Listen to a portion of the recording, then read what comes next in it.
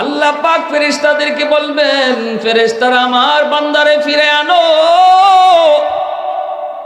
আমি আল্লাহকে তার আমলনামাটা আবার দেখাও। আল্লাহ পাক নিজে তার আমলনামাটা রিচেক করবেন। আল্লাহ আমলনামা নিজে দেখে বলবেন, বান্দা ওই যে তোর আমলনামায় গুনার পাল্লা ভারী, নেকির পাল্লা হালকা, যার কারণে তোর ফয়সালা হয়েছে জাহান্নাম। কিন্তু আমি তোর আমলনামার ভিতরে দেখতেছি ওই যে দুনিয়ার জমিনের অমুক জায়গায় একটা মাহফিল হচ্ছিল, মনে করেন এই আপনাদের খাদিমুল কোরআন পরিষদের মাহফিলে আপনি কোনো এক জায়গায় বসে বসে আল্লাহর কথাগুলো শুনতেছেন, কোরআনের কথাগুলি শুনতেছেন। আল্লাহ এই দৃশ্যটা নিজের চোখে আল্লাহ দেখে বলবো, বান্দা বল কেন তুই সেখানে গিয়েছিলি, সেখানে তুই কেন বসেছিলি একটু কর। তখনই কইব, মালিক দুনিয়ার কোনো উদ্দেশ্য নয়, দুনিয়ার কোনো স্বার্থে নয়, একমাত্র তুমি আল্লাহকে খুশি করার জন্য। যখনই এই কথাটা কইব তখনই আল্লাহ পাক কইব, বান্দা আমার আদত হচ্ছে মাফ করে দেওয়া, কিন্তু আমার নিজাম হলো উসিলা ছাড়া মাফ করি না। যা আমি আল্লাহ আজকে এই মাহফিলে বসাকে উসিলা বানাইয়া তোমার নাজাতের ফয়সালা দিয়া দিলাম। আর একটু আওয়াজ দিয়া কর না সুবহানাল্লাহ। এ যুবক আওয়াজ দিয়া কর সুবহানাল্লাহ। আরো জোরে আল্লাহু আকবার। মুসলমানে আওয়াজে কর আল্লাহু আকবার। সুবহানাল্লাহ, আলহামদুলিল্লাহ, আল্লাহু আকবারের আওয়াজ যত বেশি হবে শয়তান তত ভাগবে, ঠিক না? জোরে কর। খালি জায়গাটা আল্লাহ পাক নেকি দ্বারা তখন ভরপুর করে দিবে। একবার সুবহানাল্লাহ বলল তো রাসূল বলে আসমান জমিনের খালি জায়গা নেকিতে ভরপুর হয়ে যায়। সুবহানাল্লাহ জোরে বল। আরেকটু জোরে কর সুবহানাল্লাহ। এজন্যই আল্লাহ পাক হাসরের ময়দানে ছোট ছোট ওসিলায় বান্দা বান্দিরে মাফ করবেন। আমার আপনার কাম হলো আল্লাহর হুকুম মানবো, আর ছোট ছোট ছোট বড় ওসিলা তালাশ করব, ওসিলা বের করব, ওসিলা বের করব। আমার আপনার কাম হলো ওসিলা বানানো, আর আল্লাহর কাম হলো মাফ করে দেওয়া। প্রশংসা করব কা? একটু জোরে কোন কা? ওয়াহদাতি কি হিফাজত নেহি বেকুওয়াতে বাজো, वहदत की हिफाजत नहीं बेकुवत बाजो, आती नहीं कुछ कामी हक खुदादा, आती नहीं कुछ कामी हक खुदादा। ऐ मर्द खुदा तुझको कुव्वत नहीं हासिल, जा बैठ किसी गार में अल्लाह को करिया, जा बैठ किसी गार में अल्लाह को करिया। ये सच है कि बातिल की तरफदार नहीं हम, गद्दार न समझो हमें गद्दार नहीं हा, गद्दार न समझो हमें गद्दार नहीं हा। फूलों की तो रहनुर मिजाज अपना है नजर, हम तीरी नहीं नेज़ा व तलवार नहीं हा, हम तीरी नहीं नेज़ा व तलवार नहीं हा। মুসলমানের আওয়াজ এখন আল্লাহু আকবার। বাইরা বন্ধুরা জন্যই বলতেছিলাম আজকের মাহফিল আমার আপনার জন্য নাজাতের ওসিলা হতে পারে। এখানে বসাকে ওসিলা বানায় যদি আল্লাহ মাফ করে দেয়, এটা আল্লাহ পারে কি পারে না? এই ক্ষমতা আল্লাহর আছে না নাই? কারো কাছে কি আল্লাহর জবাব দেওয়া লাগবে নি? কারো কাছে আল্লাহর জবাব দেওয়া লাগবে। কেন তারা মাফ করছো? মাহফিলে বইছে এই জন্য মাফ করে দিছো। এমনকি ফেরেশতারা দেখ, আল্লাহ আমরা যা দেখছি এরা বইয়া বইয়া শুধু তোমার কাছে জান্নাত চাইছে আর জাহান্নাম থেকে বাঁচতে চাইছে। তখন আল্লাহ প্রশ্ন করেন, আমার বান্দারা কি জান্নাত নিজের চোখে দেখছে? ফেরেশতারা কয় না গো মালিক, এরা জান্নাত নিজের চোখে দেখে নাই, জাহান্নামের শাস্তিকে ওরা নিজের চোখে দেখছে না, ওরা দেখে নাই। তখন আল্লাহ পাক বলেন, জান্নাত দেখলো না, জাহান্নামও দেখলো না, এরপরও আমার যে সকল বান্দারা মাহফিলে বসে বসে শুধুমাত্র আমি আল্লাহর কথার উপর বিশ্বাস করে জান্নাত চাইলো, জাহান্নাম থেকে বাঁচতে চাইলো, ঘরের পরিবেশ রাইখা দোকানে আড্ডা থইয়া আমার যেই বান্দা এখানে বসে বসে জান্নাত চায়, তোমরা ফেরেশতারা সাক্ষী থাকো, আমি আমার ওই সকল বান্দাদের জন্য জান্নাতের ফয়সালা দিয়ে দিছি। ফেরেশতারা তখন কয়, মালিক সবাইকে তুমি মাফ করে দিয়েছো। আল্লাহ বলে, হ্যাঁ সবাইকে। ফেরেশতারা কয়, মালিক সবাই তো আর শোনার নিয়তে আসে নাই, কেউ কত বাড়ি থেকে বাজারে যাবে, কয় মাঝখানে একটু ওয়াজটা শুইনা দেয়, একটু পরে বাড়িতে যাই। আরেকজনে কয় বাজারে একটু পরে যাই, একটু ওয়াজটা শুইনা যাই। উদ্দেশ্য করে বের হয়েছে সে বাড়িতে যাবে, উদ্দেশ্য করে বের হয়েছে বাজারে যাবে, ওয়াজ শোনার নিয়তে সে বের হয় নাই। আল্লাহ তুমি কি তাকেও মাফ করে দিয়েছো? আল্লাহ তখন বলবেন, হুমুল জালিসু লা ইয়াশকা জালিসুহুম, এটা এমন এক বরকতি মজলিস, আমার কোরআনের উসিলায় এই মজলিসটা এত দামি হয়েছে, এখানে যেই বইব আমি তারে মাফ করে দিব। আগামীকাল এই মাঠো বইয়া, একদিনই নারী মাফি, আগামীকাল এখানে বইয়া সারা রাত যদি একজনে আল্লাহ আল্লাহ জিকির করে, তাও মাফির ঘোষণা নাই, তারে মাফ করে দিব আল্লাহ, কোনো গ্যারান্টি নেই। কিন্তু আজকে এই মাহফিলের উসিলায় এই জায়গাটার এত দাম হয়েছে, এখানে যে বইব আল্লাহ এখন তারাই মাফ করে দিব।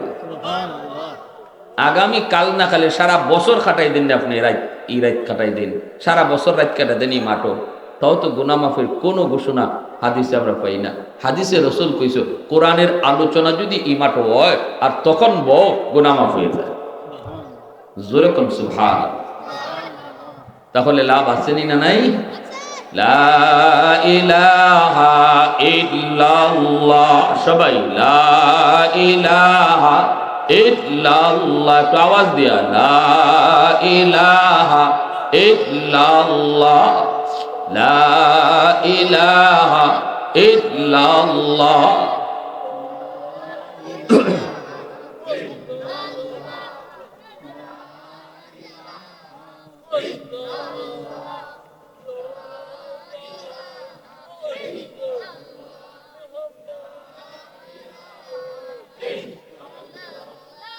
লা ইলাহা ইল্লাল্লাহ।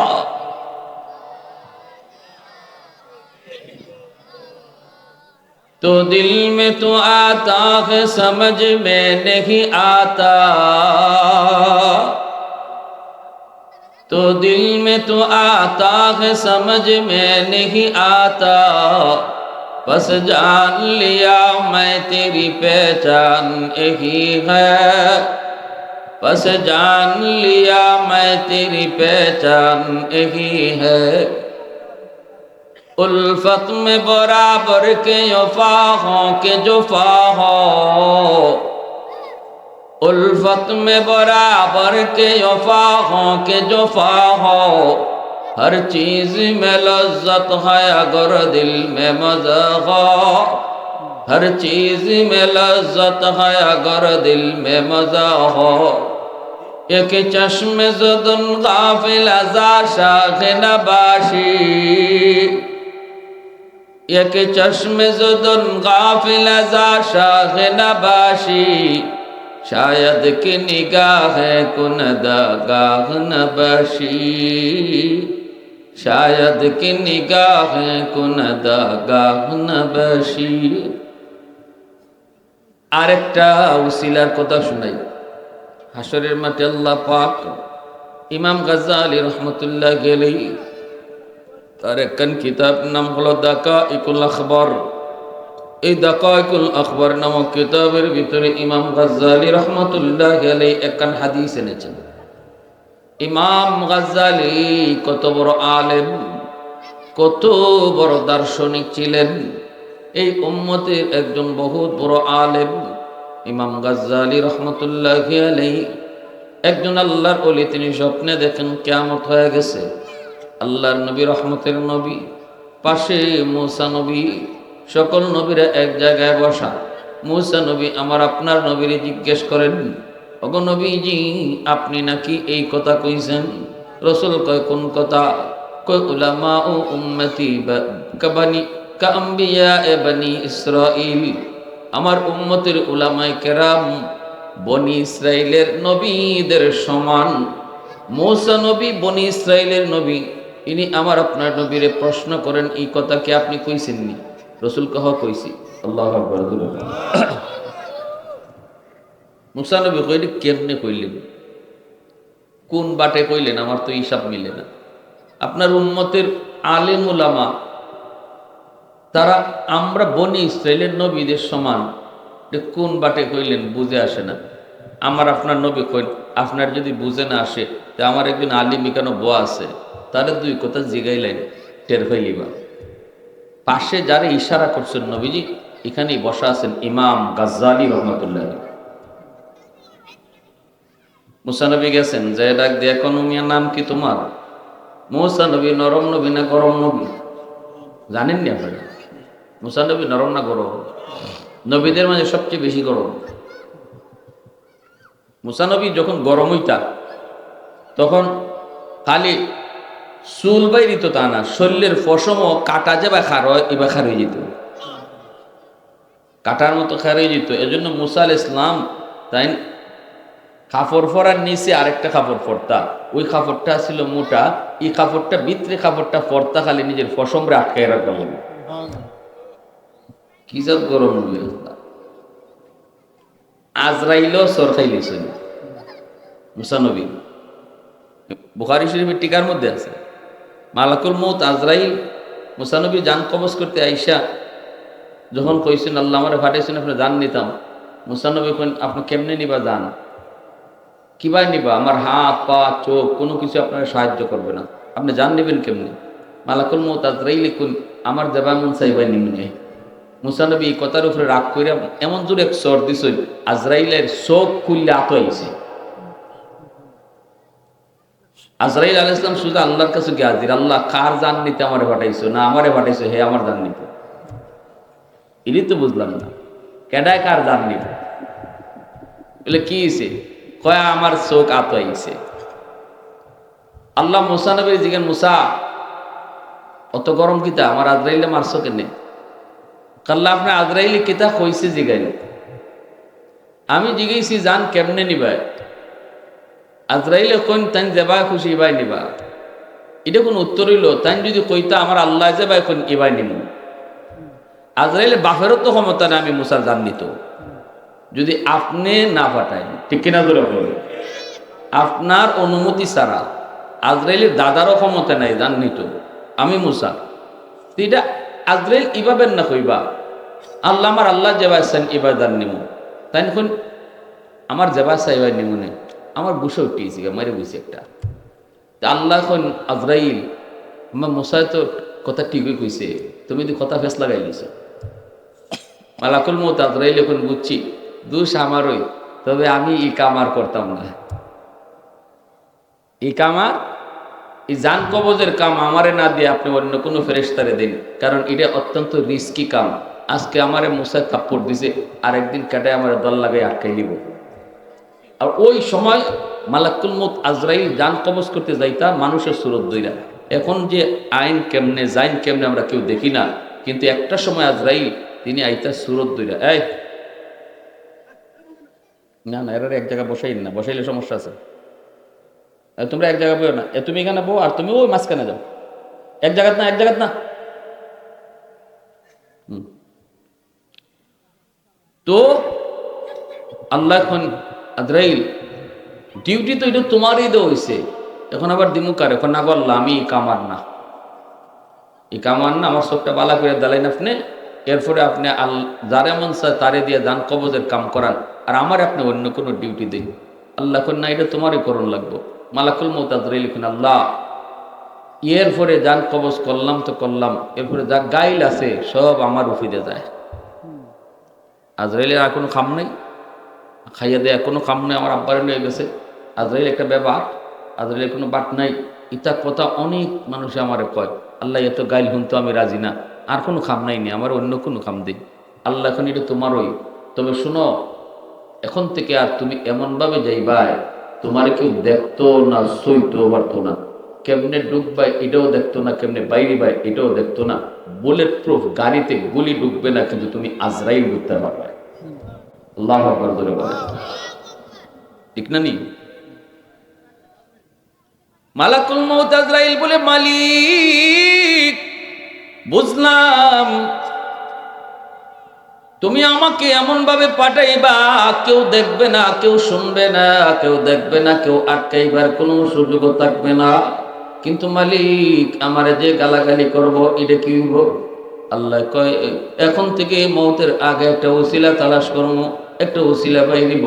তো মরণের আগে হয়তো তার পেট ব্যথা উঠবো, নয়তো তার জ্বর উঠবো, নয়তো সে স্ট্রোক করবো, নয়তো হার্ট অ্যাটাক করবো, নয়তো অ্যাক্সিডেন্টে মারা যাইব, নয়তো পানিতে পইরে মারা যাইব। মূলত তার মৌতের টাইম হইছে, কিন্তু আমি আল্লাহ এই মরণের আগে কোনো একটা ওসিলা বানাইমু, এতে করে কেউ তোমাকে আর গালি দিবে না, কইব ফানি পইরা মরে গেছে। আজরাইলের নিচে কথা কইতো, কইব হার্ট অ্যাটাক করে মারা গেছে, স্ট্রোক করে মারা গেছে। এজন্য আমার ভাইরা বন্ধুরা ভালো করে ইয়াদ রাখবেন, মুসা আলাইহিস সালাম অনেক গরম একদম পয়গম্বর। এই উম্মতের বহুত বড় আলেম ইমাম গাজ্জালী রাহমাতুল্লাহ আলাইহি বলতেছেন, ও মিয়া তোমার নাম কি একটু কও। ইমাম গাজ্জালী রাহমাতুল্লাহ আলাইহি তখন বলেন, আমার নাম হলো অমুক, বাবার নাম হলো অমুক, দাদার নাম অমুক, দাদার বাপের নাম অমুক, তার বাপের নাম অমুক, তার বাপের নাম অমুক। এইভাবে ইমাম গাজ্জালীর নাম কইতে কইতে কইতে কইতে কইতে কইতে 14 সিঁড়ি কয়া কয়া, 100 সিঁড়ি কয়া কয়া, 200 500 সিঁড়ি কয়া কয়া একদম আদম নবী পর্যন্ত চলে গেছে। তো আসতে নি সুবহানাল্লাহ, বুঝা এখানেও এক দুজন আসো নিরম 200 সিঁড়ি নাম কইনি। দাদার দাদা কেডা পারবানি কইতা এখানে অজন একজন একজন, যে আপনি দাদার দাদার নাম কিতা?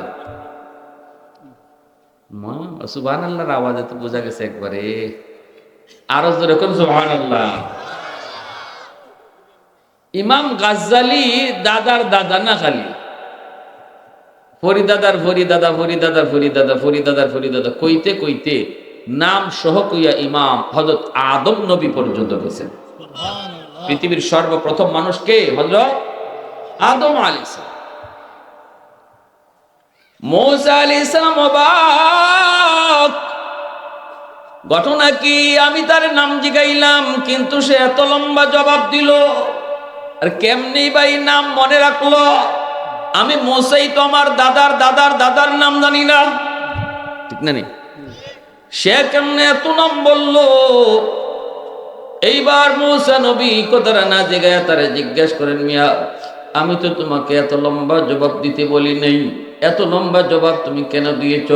আগে তুমি এই প্রশ্নের জবাব দাও, আমি যা জিজ্ঞেসি তুমি তো জবাব দিবা এদ্দুর, এত লম্বা জবাব তুমি কেন দিলা? এই কথাটা বলতেই হযরতে ইমাম গাজ্জালী রাহমাতুল্লাহ আলাইহি বলেন, ও আল্লাহর পয়গম্বর আমি কেন লম্বা জবাব দিলাম? আপনি যা জিজ্ঞেসেন এদ্দুর কেন বললাম না? এই প্রশ্ন যদি আপনি আমাকে করেন তাহলে আমিও আপনারে একটা প্রশ্ন করব। মুসা নবী কয়, কি প্রশ্ন? কয় প্রশ্ন হলো আল্লাহ আপনারে জিজ্ঞেস করেছিল, ওয়ামা তিলকা বিয়ামিনিকা ইয়া মুসা, ও মুসা তোমার ডান হাতে এটা কি? ডান হাতে এটা কি? আপনার ডান হাতে ছিল লাঠি, আপনি কইবেন ক্বালা হিয়া আসাই, এটা আমার লাঠি, জবাব শেষ। আল্লাহ এদ্দুরি জানতে চাইছিল হাতে তোমার কি, আপনি বলবেন লাঠি, কিন্তু আপনি এখানে জবাব শেষ দেন নাই। আপনি বলছেন ক্বালা হিয়া আসাই আতাওয়াক্কাউ আলাইহা ওয়া আহুশু বিহা আলা গনামি ওয়ালিয়া ফিহা মাআরিবু উখরা। আপনি কইতেছেন এই লাঠি দিয়ে আমি বর দিয়া হাঁটি, এই লাঠি দিয়ে আমি ছাগল চড়াই, এই লাঠি দিয়ে গাছের পাতা পারি। আল্লাহ আপনাকে এই কথা জিগায় না এই লাঠি দিয়ে কি করো? আল্লাহ জিগাইছিল হাতে তোমার কি? কেন সেদিন আল্লাহর প্রশ্নে এত লম্বা জবাব দিছিলেন? এই কথা আপনি আগে আমারে জবাব দে। মুসা নবী তো অবাক, কি রে এটা কার কাছে আইলাম? আমি প্রশ্ন করবো না, এখন আমার এদি প্রশ্ন করে ওরান লাগে লিখতেছে।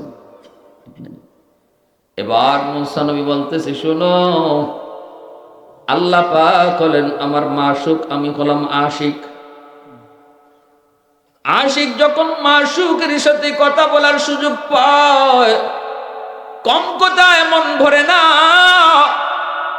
প্রিয়জন প্রিয়জনের সাথে যখন কথা বলার সুযোগ পায়, অল্প কথা তখন মন ভরে না।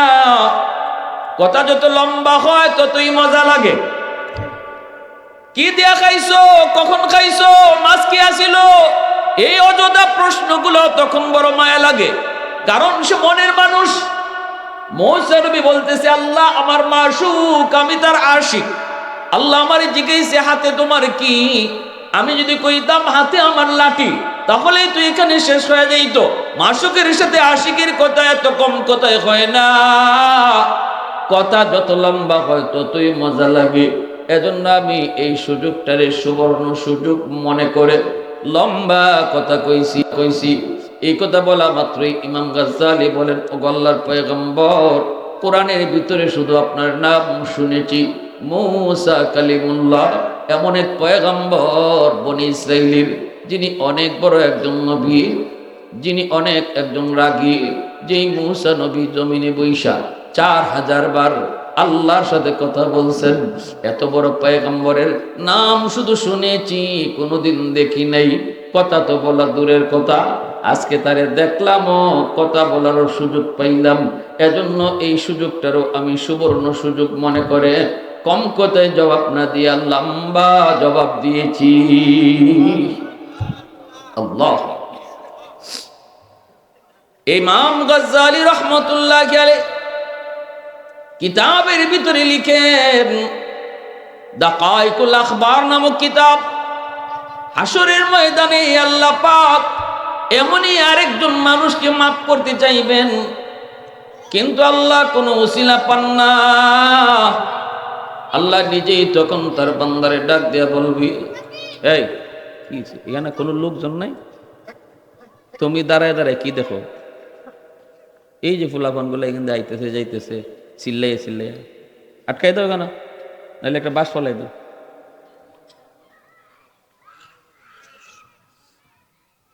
মুসা নবী বলেন, হাসরের মাঠে আল্লাহ, রাসূলের হাদিস ইমাম গাজ্জালি রহমতুল্লাহ আলাইহি তার কিতাবে আনছে, আল্লাহ একজন মানুষকে কই, বল বান্দা, তোরে আমি মাফ করে দিতাম, কিন্তু একটা উসিলা বাইর কর। সে কোনো উসিলা পায় না। এবার আল্লাহ নিজে কইবা, বান্দা বল, দুনিয়াতে তুই কোনোদিন কোনো আলেমের মজলিসে বৈশা ওয়াজ শুনছিলিনি? এতটুকু উসিলা যদি আমি পাই, তোরে মাফ করে দিব। কইব, না গো মালিক, মনে পড়ে না। আল্লাহ আবার বলবেন, বান্দা বল, দুনিয়াতে এমন কোন দস্তরখানায় বসে তুই খানা খাইছনি যেখানে কোনো আলেম থাকতো? আল্লাহু আকবার। কইব, না গো মালিক, এমনও করি নাই, মনে পড়ে না। আল্লাহ আবার বলবেন, বান্দা বল, এমন কোন ঘরে তুমি থাকছো কিনা যেই ঘরে আগে কোনো আলেম থাকতো? কয়, না, মনে পড়ে না। এইবার আল্লাহ বলবেন, বান্দা বল, দুনিয়াতে তোর কোনো সন্তানের নাম কোনো আলেমের নামে নাম রাখছনি? এতটুকু উসিলা যদি পাই, আমি আল্লাহ তোর মাফ করে দিব। হাসরের ময়দানে সন্তানের নামটাও মা বাবার জন্য নাজাতের উসিলা হবে। আলেম উলামার নামে সন্তানের নাম রাখছো, আল্লাহ ওয়ালাদের নামে সন্তানের নাম রাখছো। আল্লাহর রাসূল বলেন, এই আমলটাও বাপমার জন্য নাজাতের উসিলা। ডং ডাং কইরা সন্তানের নাম রাইকুনারে যুবক, খালায় নাম রাখছে, নানায় নাম রাখছে, এমন না। নামটাও কিন্তু মা বাবার জন্য, সন্তানের নাম বাপমার জন্য উসিলা হয়, মা বাবার জন্য সন্তানের নামটাও উসিলা হয়। ওই যুবক তখন কইব, না গো মালিক, তাও মনে পড়ে না। অথচ আল্লাহ পাক রব্বুল আলামিন তারে মাফ করতে চাইতেছেন। আল্লাহ তারে মাফ কেমনে করবেন? কোনো উসিলাই তো আল্লাহ পান না। এইবার আল্লাহ পাক বলতেছে, বান্দা বল, শেষমেশ তোরে জিজ্ঞেস করি, দুনিয়াতে এমন কোন বন্ধু তোর ছিল কিনা যেই বন্ধু আলেমদেরকে মোহাব্বত করত, মসজিদের ইমাম মুয়াজ্জিনকে ভালোবাসতো, এলাকার উলামায়ে কেরামকে শ্রদ্ধা করত, মাদ্রাসায় আসা যাওয়া করত, ছাত্রদের খোঁজ খবর নিত, এমন কোন বন্ধু তোর দুনিয়াতে ছিল কিনা বল। তখন কয় মালিক মনে পড়ছে। আল্লাহু আকবার জোরে। এতক্ষণ পর্যন্ত আল্লাহ পাক উলামায়ে কেরামের সাথে তার সম্পর্ক ডাইরেক্ট আছে কিনা এটা প্রমাণ করার চেষ্টা করেছেন, কিন্তু যখন ডাইরেক্ট আল্লাহ পায় না তখনই আল্লাহ পাক ইনডাইরেক্ট খোঁজা শুরু করছে। ভায়া দইরা আল্লাহ শুরু করছে খোঁজা। ভায়া কইব মালিক মনে পড়েছে দুনিয়াতে আমার একজন বন্ধু ছিল, আমার বন্ধু উলামায়ে কেরামদেরকে ভালোবাসতো, আলেম সমাজকে শ্রদ্ধা করত, মাদ্রাসায় আসা যাওয়া করত, মসজিদের ইমাম মুয়াজ্জিনকে বড় ভালোবাসতো, ছাত্রদের হালত আমারে মাঝে মাঝে শোনাইতো, আমিও মাঝে মাঝে তার হাতে মাদ্রাসায় কিছু সহযোগিতা করতাম, কিন্তু আমি যাইতাম না, বন্ধুর কাছ থেকে শুনতাম। আল্লাহ পাক কয় বান্দারে আয়, আমি আল্লাহর আদত হচ্ছে মাফ করে দেওয়া, কিন্তু আমার নিজাম হলো উসিলা ছাড়া মাফ করি না। আমার নবীর নাইবে নবী উলামায়ে কেরামের সাথে তোর সম্পর্ক ডাইরেক্ট প্রমাণিত হয় নাই, কিন্তু ইনডাইরেক্ট প্রমাণিত হয়েছে। এই উসিলা ধরেও আমি আল্লাহ হাসরের ময়দানে তোরে মাফ করে দিলাম। এজন্যই রাসূল বলছেন কুন আলিমান আও মুতাআল্লিমান আও মুহিব্বান আও মুঈনান ফালা তাকুন খামিসা। এজন্যই রাসূল বলছেন চার দলের ভিতরে তোমরা থাইকো, দুনিয়াতেও তুমি সফল, আখিরাতেও তুমি সফল, যদি চার দলের ভিতরে তুমি থাকো। কি কি কয়? হয় তুমি আলেম হও, দুই নম্বর হলো তালেবে এলেম হও, তিন নম্বর হলো তুমি উলামায়ে কেরামকে মুহাব্বত করো, চার নম্বর হলো উলামায়ে কেরামকে সাহায্য করো, তাদের ডাকে সাড়া দাও, তাদের পরামর্শ নিয়ে চলো। কারণ রাসূল বলেন আলাইকুম বিমুজালাসাতিল উলামা ওয়া ইস্তিমাই কালামিল হুকামা ফাইন্নাল্লাহা তাআলা ইউহয়িল কলবাল মাইয়িতা বিনুরিল হিকমা কামা ইউহয়িল আরদাল মাইতাতা বিওয়াবিলিল মাতার। রাসূল বলেন উম্মতের দল, কিয়ামতের আগ মুহূর্তে যদি দৌলতে ঈমান তুমি বাঁচাইতে চাও, নিজে নিজে চইলো না, নিজের বুঝে হাইটো না, উলামায়ে কেরামের সাথে সম্পর্ক রাখো, তাদের পরামর্শ নিও, তাদেরকে ফলো কইরা কইরা তুমি চইলো। রাসূল কয় তাহলে দৌলতে ঈমান ডাকাতি হবে না, আর নতুবা তোমার ঈমান ডাকাতি হওয়ার সম্ভাবনা। কারণ বর্তমানে মুসলমানের ঈমান ডাকাতি করার জন্য মুসলমানের লেবাস দুইরা, মুসলমানের সুরত দুইরা, বহু ডাকাত মাঠে নামছে। আপনি বুঝবেন না এটা ঈমানের ডাকাত। আপনি দেখবেন লম্বা পাগড়ি, আপনি দেখবেন লম্বা দাড়ি, কিন্তু আপনি জানেন না সে কত বড় ঈমানের ডাকাত, কত বড় ঈমানের ডাকাত। ইহুদিরা বহু বহু এরকম তাদের গুপ্তচর মুসলমানদের ভিতরে পাঠাইছে, আলেম সমাজের ভিতরে পাঠাইছে, আলেম বানাইছে, এরা পাঠাইছে আলেমদের ভিতরে। আমরা যদ্দূর কোরআন হাদিস নিয়ে গবেষণা করি, ইহুদি খ্রিস্টানরা এর চেয়ে আরো বেশি করে। এদের আলাদা মাদ্রাসা আছে। আল্লামা তকি উসমানী দামাত বারকাতুহু ইনি বলেন আমাকে ইংল্যান্ডে এমন এক জায়গা দেখানো হয়েছে যেখানে যাওয়ার পরে দেখি সব বড় বড় ফাগরি আর বড় বড় জুব্বা, কোরআন আর হাদিস নিয়ে গবেষণা। তারপরে আমার এতটুকু জিজ্ঞেসে খালি হযরত এগুলা দেখে আপনার কি মনে হয়? কয়বারে তো মনে হয় সব বড় বড় মুহাদ্দিস, বড় বড় আল্লাহওয়ালা। কয় একজনও মুসলমান না, সব ইহুদি। একজনও কি না মুসলমান না, সব ইহুদি। আমরা আলেম সমাজের ভিতরে কোরআন হাদিসের ভিতরে এরকম ফিতনা লাগাইয়া, ডিবেট লাগাইয়া, ঝগড়া লাগাইয়া আমরা চাই মুসলমানদেরকে আলাদা করে রাখতাম। এজন্য কোরআন এরারে বুঝাইতেছি, হাদিস বুঝাইতেছি, এরারে একভাবে বুঝাই, এরাগে এইভাবেই গিয়ে কয়, কইলে পরে সমাজে লাগিয়ে যায় গন্ডগোল। এমন আসেনি না নাই? হ্যাঁ, নামাজ ইবায় না হিবায় ফরন লাগে, জানা যায় ইবায় না হিবায় ফরন লাগে, ইজাত কথা আমাদের সমাজে আসেনি না নাই? হ্যাঁ, এই যে বিভক্তি, মুসলমানের ভিতরে বিভ্রান্তি, এজন্য রাসূল বলছে সাবধান, নিজে নিজে আইতো না, ইমাম সাহেবের সাথে সম্পর্ক রাখো, মুহাদ্দিস সাহেবের সাথে সম্পর্ক রাখো, হাফিজ সাহেবের সাথে সম্পর্ক রাখো। তখনই ডাকাইতের দলে কইব না রে এর পিন দিয়ে লাভ হইতো না। এর যে কথা কম এত গেও ইমাম সাহেব কই দিব, কমি আজকে তো আমার অমুক এই কথা কইছে, ইমাম সাহেবের কই দিব, নাইলে মহাদ্দিস সাহেবের কই দিব, তাহলে এর আমি পটাইতে পারবো না, এর আমার দলে আনতে পারবো না।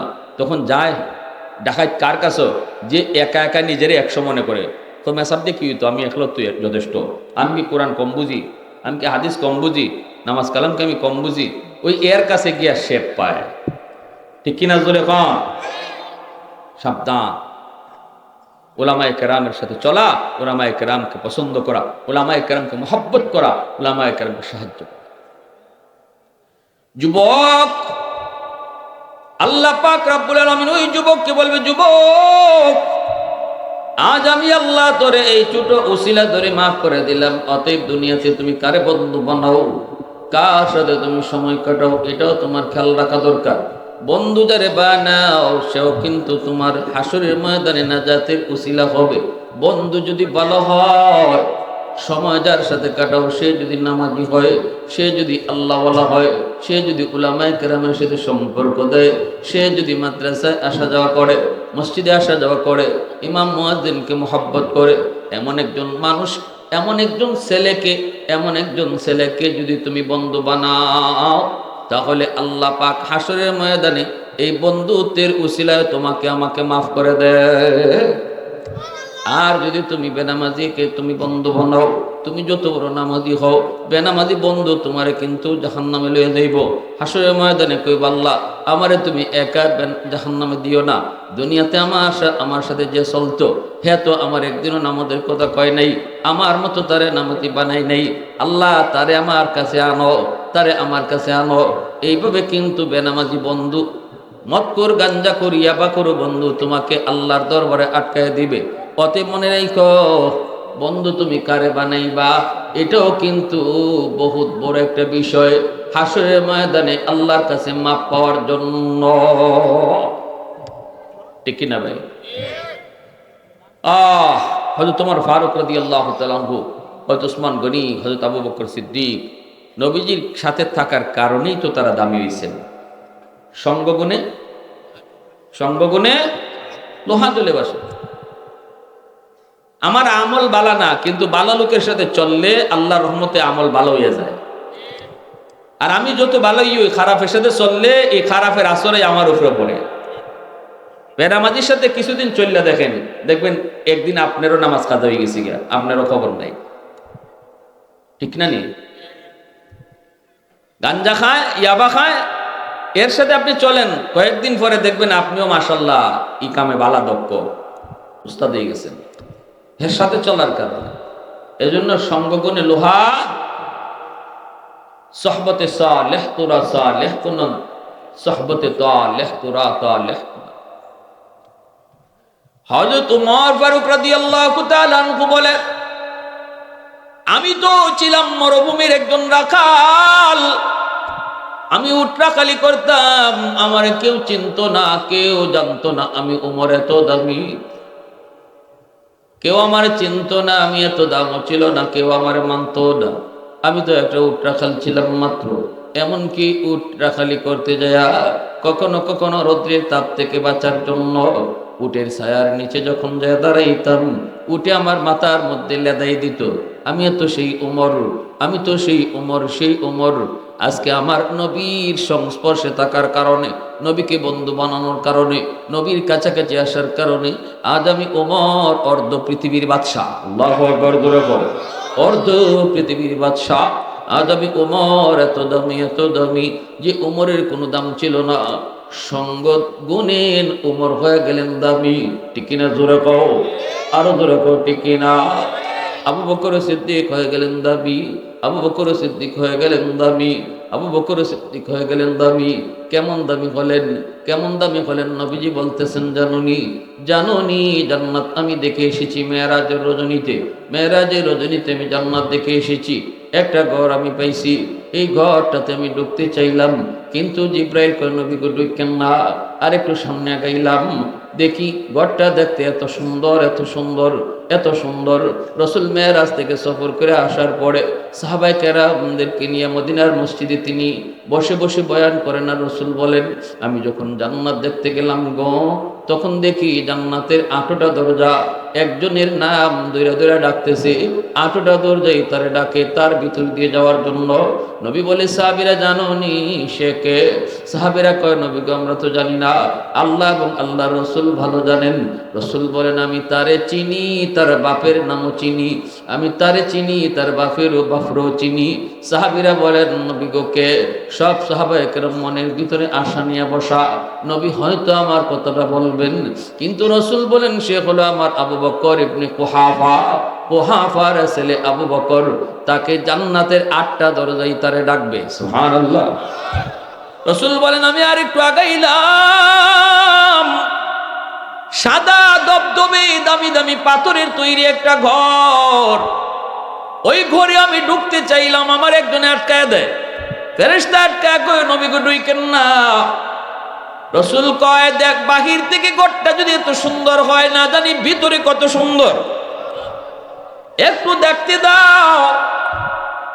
তখনই ফেরেশতা বলতেছে, নবী গো এই ঘরটা হলো আপনার সাহাবীদের ভিতরে একজন যুবকের। রাসূল বলে, কি সে? কি তার নাম একটু কও।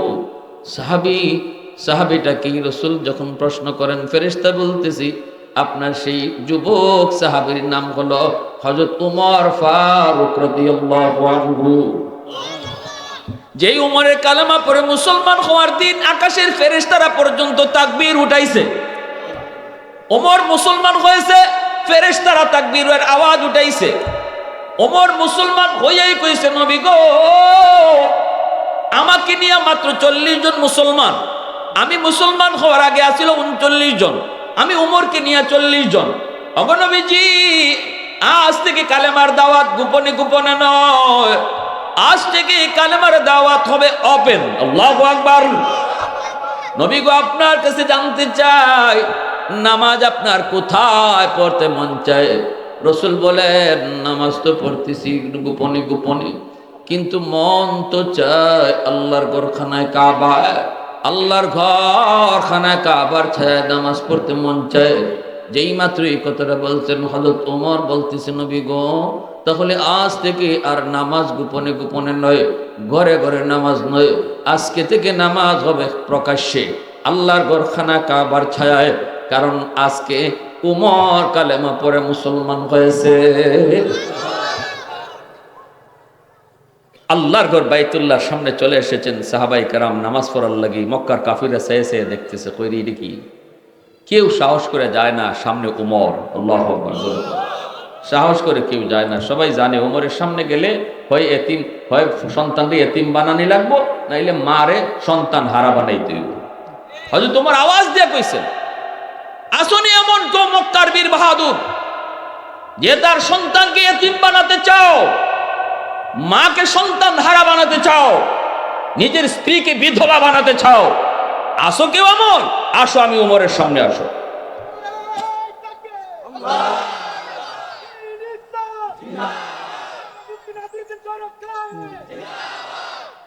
হযরত ওমরের আওয়াজ শোনা মাত্রই মক্কার পুরো আকাশ বাতাস থম থম হয়ে গেল, কেউ কোনো আওয়াজ নাই, স্তব্ধ হয়ে গেল সবাই। হযরত ওমর গেলেন, ইয়া রাসূলুল্লাহ নামাজ পড়ান। রাসূল নামাজ পড়ালেন। এরপরে আল্লাহ রাসূল বলতেছে, ওমর আসো বুকটা মিলাই, আনতা ফারিকু বাইনাল হাক্কি ওয়াল বাতিল, আপনি হক বাতিলের তফাৎকারী। রাসূল যখন বুকে বুক মিলান, হযরত ওমর বলে, নবী গো আরেকটু কাম বাকি রইছে। জোরে কোন সুবহানাল্লাহ। আল্লাহ রাসূল বলেন, ওমর এমন কোন কাম বাকি একটু কও। হযরত ওমর বলে, নবী গো কামটা হলো আজ মক্কার রাজপথে কালেমার মিছিল হবে।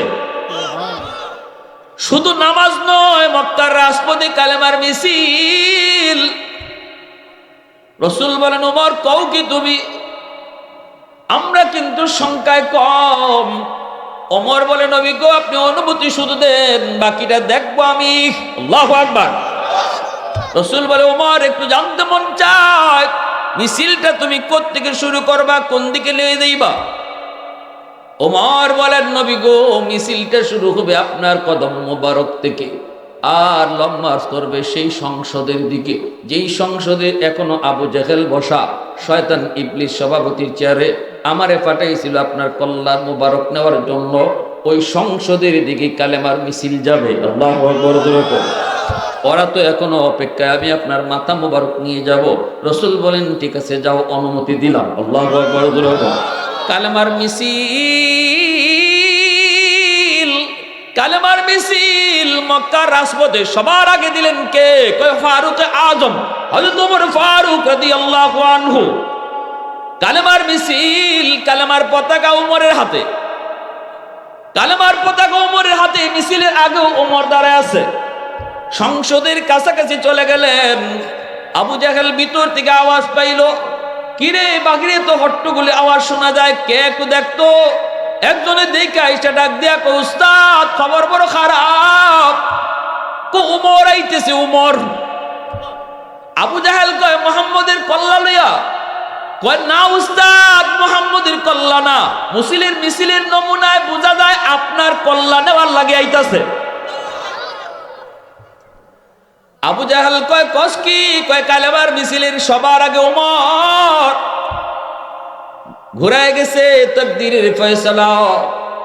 ওমর যে ওমর বেক হয়েছে নবীজির মাথা মুবারক নেওয়ার জন্য, সেই ওমরের ব্যাপারে আল্লাহর সিদ্ধান্ত। সেই ওমর কালেমা পরে নিজের মাথাটা রসুলের সামনে দিয়ে দিচ্ছেন। আল্লাহু আকবার জোরে কোন গেছেন নবীজির মাথা মুবারক আনার জন্য, কিন্তু সেই ওমর নিজের মাথাটা রসুলের সামনে দিয়ে দিচ্ছেন। ফয়সালা হয়েছে কোথায়? ফয়সালা হয়েছে আসমানে। ফয়সালা কোথায় হয়েছে? আসমানে হয়েছে। কারণ নবীজি দোয়া করছিলেন, আল্লাহ আবু জাহেল অথবা ওমর দুইজনের কোনো একজনকে তুমি মুসলমান বানায়া ইসলামের শক্তি তুমি বাড়ায় দাও, ইসলামের শক্তি তুমি বাড়ায় দাও। আল্লাহ আবু জাহেলের ব্যাপারে দোয়া কবুল করে নেই, কিন্তু দোয়া কবুল করেছে ওমরের ব্যাপারে। কারণ কে নবীর সাহাবী হবে এই বিষয়টা পরীক্ষা নেন আল্লাহ নিজে। এটা লিখনির দ্বারা কোনো পরীক্ষা হয় না, এটা মৌখিক কোনো পরীক্ষা হয় না। সাহাবী কে হবে পরীক্ষা নেবেন আল্লাহ। উলাইকাল্লাযী নামতাহানাল্লাহু কুলুবাহুম লিত্তাকওয়া। আল্লাহ বলে পরীক্ষা দাও আমার কাছে। সাহাবী হতে চাও যদি, কিসের পরীক্ষা? আল্লাহ বলে কলবের পরীক্ষা। কলবের পরীক্ষা, যেই কলবটা দেখা যায় না, অন্তরটা দেখা যায় না, আমি আল্লাহরও দেখা যায় না, যে জিনিসের পরীক্ষা নিব এই জিনিসটাও দেখা যায় না। অতএব এই পরীক্ষার মধ্যে আবু জাহেল আইছে, ফেল করেছে, ওমর আইছে, পাস করেছে। আল্লাহু আকবার জোরে কোন। কারণ আবু জাহেল রসুল সত্য এটা জানতো, গাউরামি কইরা মানতো না। আবু জাহেল নবীজির সত্য এটা ভালো কইরা জানতো, বুঝতো। এমনকি আখনাস ইবনে শুরাইক আবু জাহেলের এক বন্ধু, আবু সুফিয়ান সহ রসুলের কোরআন তেলাওয়াত শুনতো ঘরের চতুর্দিকে গিয়া সারা রাত। এমন মজা লাগতো রসুলের কোরআন তেলাওয়াত। সকাল যে ওই যেতেছে হেরা খবর নাই। পরে রাত একটু আলো হইলে পরে এক নেতা আর এক নেতারে দেখে, কিতারে তুই কেন কিতা, হয়তো তুই কেন কিতা। আমি তো আইসি মোহাম্মদের কোরআন তেলাওয়াত অত মজা লাগে, না হলে ঘুমে ধরে না। আবু সুফিয়ানের কথা আমারও তো একই দশা। আখনাস ইবনে শুরাইক কয় আমারও তো একই দশা। কারণ তিনও নেতা এরা সিদ্ধান্ত নিছে, না না আমরা যদি এই কাম করি তাহলে জনগণই কিতা করবো। আমরা নেতা, আমরা হল তারা বুঝাই শুনে রাখতেছি মোহাম্মদ বালাদা, মোহাম্মদের দ্বারা যাইও না। তখন যদি হেরা দেখে আমরা মোহাম্মদের তেলাওয়াত শুনবার লাগি সারা রাত বই থাকি, তে তো আর মানুষ আটকায় রাখতে পারতায় না। সাবধান, আগামীকাল থেকে কেউ আর আইও না। তিনজনই এক কথা কইয়া গেছে, আগামীকাল আইতো না। কিন্তু আগামীকাল যেই ঘুমাইবার টাইম হয়েছে আর ঘুমে ধরে না, খালি হতাশা। আবু জাহেল কয় কথা তো আজকে কেউ যাইতো না, যাইগা আমি একলা গেলে আর খুঁজতে হইতো না। আবু সুফিয়ান কয় হেরা তো আইতোই না, তে আমি দেই গিয়া। আখনাস ইবনে শুরাইক হেরা তো আইতোই না, আমি দেই গিয়া। এটা হচ্ছে পুকুরে দুধ ডালার মতো, ঠিক না? নি আসেনি না নাই? হ্যাঁ। তো এই অবস্থার মাঝে আবার যখন সকাল হয়েছে দেখে তিনটা একসাথে আদি। আখনাস ইবনে শুরাইক কয় নেতা, ও নেতা একটু বালা করে খোঁজসানি। নেতা তুমি তো, তোমার তো খুব মানি, মোহাম্মদ সত্য না মিথ্যা, একটু দুস্ত নবালা, তোমার সব মানি, কথাটা একটু কৌশানি। এখানে কেউ নাই, আমার কানে কানে কইলাও। আবু জাহেল কেউ কাছে কইস না, কইতাম না। কইতে হল মোহাম্মদ 100% সত্য নবী। হয়তো মানো না কেন? কই মানি না, আমার লিডারই থাকতো না। কি থাকতো না? জোরে হন, আমার লিডারই থাকতো না। মোহাম্মদ যদি নবী মানি তাহলে তো আমি তার নিচে গিয়ে বই থাকলাম, আমার কাছে আর বিচারা ছাড়াইতো না। মোহাম্মদই সবার নেতা থাকবো, ওই লিডারের কারণে শুধু মানি না। এজন্য তার দিলের ভিতরে অহংকার ছিল বিদায় দিলের পরীক্ষা আবু জাহেল ফেল করেছে। আর ওমর রসুল যে সত্য নবী এটা বুঝতেনই না, তিনি এটা বুঝতেনই না। এরকম আবু জাহেলের মতো বুজ্জা মানতেন না এমন না, হয়তো ওমর রসুলকে বুঝতেনই না তাই মানতেন না। যখন তিনি বুজ্জা লাইছেন তখন মান্যা লাইছেন। এজন্য আল্লাহ উমরকে কবুল করে নিয়েছেন। জোরে বল না সুবহানাল্লাহ। হযরত ওমরের মতো এত বড় সাহাবী, যিনি ছিলেন উট রাখাল, হয়ে গেলেন অর্ধ পৃথিবীর বাদশাহ, যে ওমরের নাম শুনলে এখনো বেঈমানরা কাঁপে।